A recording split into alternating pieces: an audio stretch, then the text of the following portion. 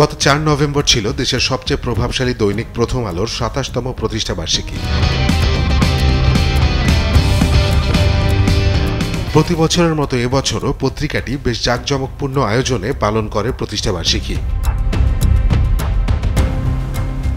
প্রতিষ্ঠা বার্ষিকীতে প্রথম আলোর সম্পাদক সোনামে একটি কলাম লিখেছেন, যেটি পত্রিকায় প্রথম পাতায় প্রকাশিত হয়েছে। নতুন দিনে সত্যই সাহস শিরোনামে এই সম্পাদকীয় লেখায় মতিউর রহমান লিখেছেন, বিগত সরকারের প্রধানমন্ত্রী জাতীয় সংসদে দাঁড়িয়ে ঘোষণা করেছিলেন প্রথম আলো আওয়ামী লীগের শত্রু, গণতন্ত্রের শত্রু, দেশের মানুষের শত্রু। প্রথম আলোকে ধ্বংস করার, এর মালিকানা নিয়ে নেওয়া ও সম্পাদক বদলের কঠিন উদ্যোগও নেওয়া হয়েছিল। পরিহাস হলো তিনি আজ দেশ ছাড়া, আর প্রথম আলো এখনো রয়ে গেছে দেশের সবচেয়ে জনপ্রিয় কাগজ ও ডিজিটাল গণমাধ্যম হিসেবে। সাংবাদিকতার একটি গুরুত্বপূর্ণ দায়িত্ব হল পক্ষপাতিত্বহীন থাকা, ব্যক্তিগত রাগ, অভিমান কিংবা ক্ষোভের বহিঃপ্রকাশ যেন না ঘটে সেদিকে নজর রাখা। কিন্তু প্রথম আলোর সম্পাদকের কলমে ঝরে পড়েছে ক্ষোভের আগুন। কিন্তু এই দাবি কতটা সত্য? ইতিহাস বলে অন্য কথা।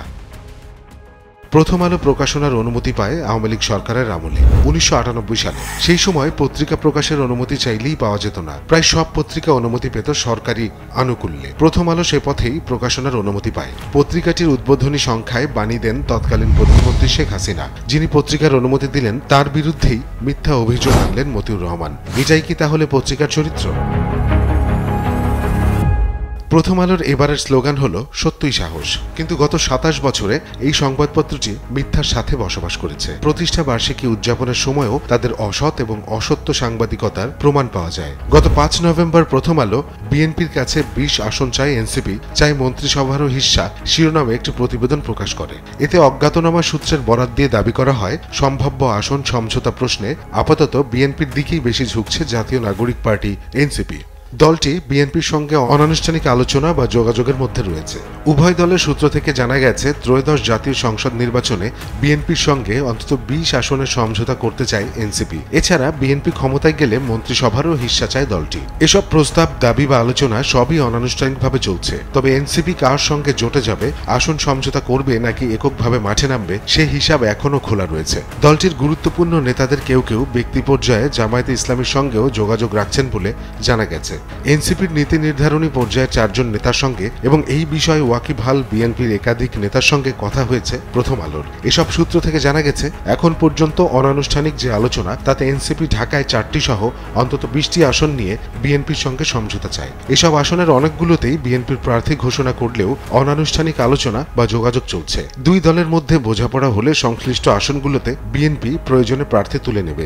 বিএনপির একটি সূত্র থেকে জানা গেছে, কেবল আসন সমঝোতা নয়, এনসিপির নেতারা নিজেদের ভবিষ্যতের নিরাপত্তার বিষয়ে একটা নিশ্চয়তা চান। তারা বিএনপি ক্ষমতায় গেলে এনসিপি থেকে ৩ জনকে মন্ত্রী করার কথাও অনানুষ্ঠানিক আলোচনায় তুলেছেন। বিএনপির দিক থেকে স্পষ্ট করে এখনো কিছু জানানো হয়নি। তবে বিএনপি চায় না এনসিপি জামাতের সঙ্গে কোনো নির্বাচনী জোটে বা সমঝোতায় যাক।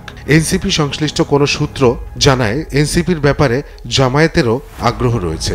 জামায়াত বিএনপির চেয়েও বেশি ছাড় দিতে চায়। কিন্তু এনসিপির নীতি নির্ধারণে গুরুত্বপূর্ণ ব্যক্তিদের কারো কারো মত হচ্ছে, নতুন এই দলটি ডানপন্থী তকমা গায়ে লাগাতে চাইছে না। তারা নিজেদের মধ্যপন্থী হিসেবে পরিচিত করতে আগ্রহী। নির্বাচনী জোট বা সমঝোতা নিয়ে ২ নভেম্বর এক সংবাদ সম্মেলনে এনসিপির আহ্বায়ক নাহিদ ইসলাম বলেন, আমাদের মৌলিক দাবিগুলোর সঙ্গে যারা কাছাকাছি আছে, এরকম দলের সঙ্গে আমাদের যদি ঐক্যবদ্ধ হতে হয় বা কোনো ধরনের সমঝোতায় যেতে হয়, তাহলে সেটা আমরা বিবেচনায় রাখব। কিন্তু এই প্রতিবেদনটি যে ছিল সম্পূর্ণ ভিত্তিহীন এবং উদ্দেশ্য প্রণোদিত, তার প্রমাণ পাওয়া যায় এনসিপির প্রতিবাদ থেকেই। প্রতিবেদনটি প্রকাশের পরপরই এনসিপির পক্ষ থেকে বলা হয়, ৫ নভেম্বর প্রকাশিত একটি জাতীয় দৈনিক পত্রিকায় বিএনপির কাছে ২০ আসন চায় এনসিপি, চায় মন্ত্রিসভারও হিস্সা শিরোনামে প্রতিবেদনের প্রতিবাদ জানিয়েছে জাতীয় নাগরিক পার্টি এনসিপি। বিবৃতিতে বলা হয়েছে, বিএনপির সঙ্গে আসন সমঝোতা ও মন্ত্রিসভায় হিস্সা চাওয়ার খবর সম্পূর্ণ ভিত্তিহীন ও উদ্দেশ্য প্রণোদিত। জাতীয় নাগরিক পার্টির কোনো রাজনৈতিক দলের সঙ্গে জোট, আসন বা সমঝোতা বা ক্ষমতা ভাগাভাগি বিষয়ে কোনো আলোচনা বা সিদ্ধান্ত নেয়নি। এমন কোনো প্রস্তাবও দলের নীতি নির্ধারণী পর্ষদে কখনো গৃহীত হয়নি। এতে আরো বলা হয়েছে, এনসিপি বিশ্বাস করে দেশের ভবিষ্যৎ রাজনীতি হবে জনগণের অধিকার, জবাবদিহি, সংস্কার ও গণতান্ত্রিক পুনর্গঠনের রাজনীতি। সে লক্ষ্যেই দলটি সারা দেশে সাংগঠনিক প্রস্তুতি ও প্রার্থী যাচাই প্রক্রিয়া চালিয়ে যাচ্ছে। প্রতিবেদনে উল্লেখিত তথাকথিত সূত্র সম্পূর্ণ অনুমান নির্ভর এবং সাংবাদিকতার মৌলিক নীতির পরিপন্থী। এতে জনগণ বিভ্রান্ত হয়ে হয়েছে এবং দলের ভাবমূর্তি ক্ষুণ্ণ হয়েছে।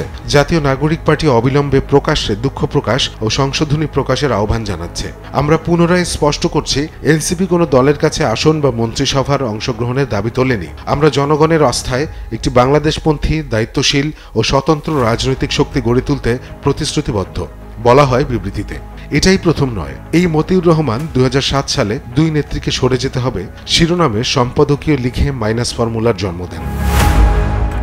বিভিন্ন সময় ভিত্তিহীন সংবাদ পরিবেশনের দায়ে অভিযুক্ত প্রথম আলোকে তাই বলা হয়, সত্যই সাহস কিন্তু মিথ্যায় তাদের বসবাস।